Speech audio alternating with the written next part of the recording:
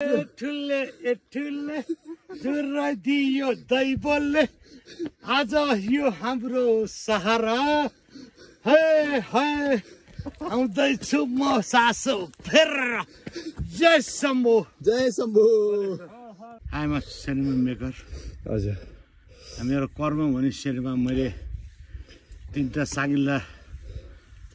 airlines book गरेर हजुर जोम्सोमा shooting गरेको थिएँ हजुर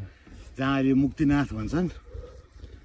अब त्यहाँ मैले भयभरको कलाकारहरू काम कति सालमा अब यो भनेको 58 साल 57-58 सालमै त्यो बेलामा हजुरले पुगिसक्नु थिए म प्लेन चार्टर गरेर बाटो थिएन अहिले जस्तो अब त्यो ठाउँमा मैले सुटिङ गरेको अहिले हरेक दिन म्युजिक भिडियो यसरी यातायात लाइन लाग्छ भयो यसरी लाइन लाग्छ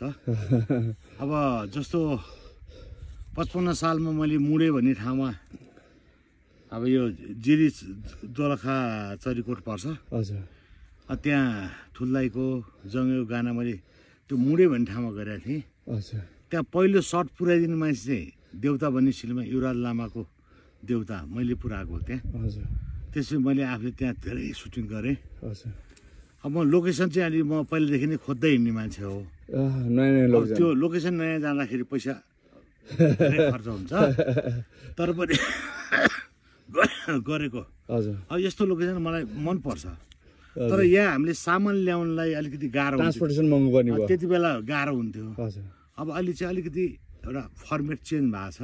हजुर थोरै सामान ल्याउने हामीले यो लोकेसनमा काम गर्न सक्छौँ हजुर जो केले आएर यहाँ काम गर्न सक्दैन हजुर अब त्यसमा चाहिँ के छ भन्दाखेरि अब भोलिको जस्तो हाम्रो अहिले घरबारको सुटिङको 4-5 दिन यहाँ मन्दिरमा छ भनेरै हजुर यो राति 12 बजे लखर हजुर एउटा फाइनल गरौँ नि त हजुर यहाँ प्रड्युसर साहबलाई लिएर हजुर उहाँ एज अ कलाकार डाइरेक्टरलाई लिएर हजुर उहाँ सिटामलको प्रड्युसरलाई लिएर यहाँ आछौँ हजुर अब यो ठिक लाग्यो हामी यहाँ खिच्ने हजुर न त आर्टिस्ट ल्याउनै गाह्रो नि हजुर ए हामीलाई नै खुवा आयो रातिको 12 बजी हिँडिरहेको छौँ हजुर अब स्मरण भन्दा यो पनि एउटा स्मरण हो